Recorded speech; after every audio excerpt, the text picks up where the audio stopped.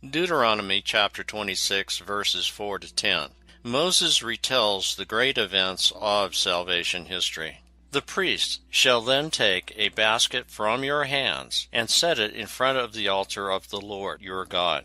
Then you shall declare in the presence of the Lord your God, my father was a refugee Armenian who went down to Egypt with a small household and lived there as a resident alien. But there he became a nation great, strong, and numerous. When the Egyptians maltreated and oppressed us, imposing harsh servitude upon us, we cried to the Lord, the God of our ancestors. And the Lord heard our cry and saw our affliction, our toil, and our oppression. Then the Lord brought us out of Egypt with a strong hand and an outstretched arm, with terrifying power, with signs and wonders, and brought us to this place and gave us this land, a land flowing with milk and honey. Now, therefore, I have brought the first fruits of the products of the soil which you, Lord, have given to me. You shall set them before the Lord your God, and you shall bow down before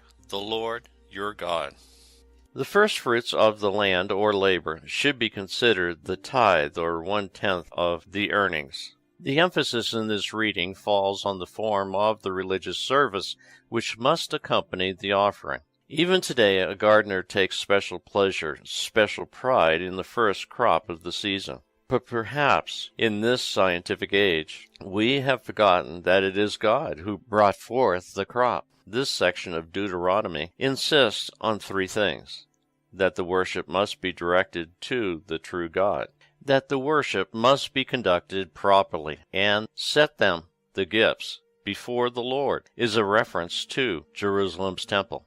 That the Israelites should be grateful, not just for feeling a sense of awe at the first fruits produced, but recognizing exactly what God's blessings amounted to. Moses is reminding the Israelites how God had always provided for their needs. It is now the people's opportunity through the tithing process to return to God a portion of what He has given to them. Those who are unable to give money should give their time and talents, if they are able to do so without stress to the family.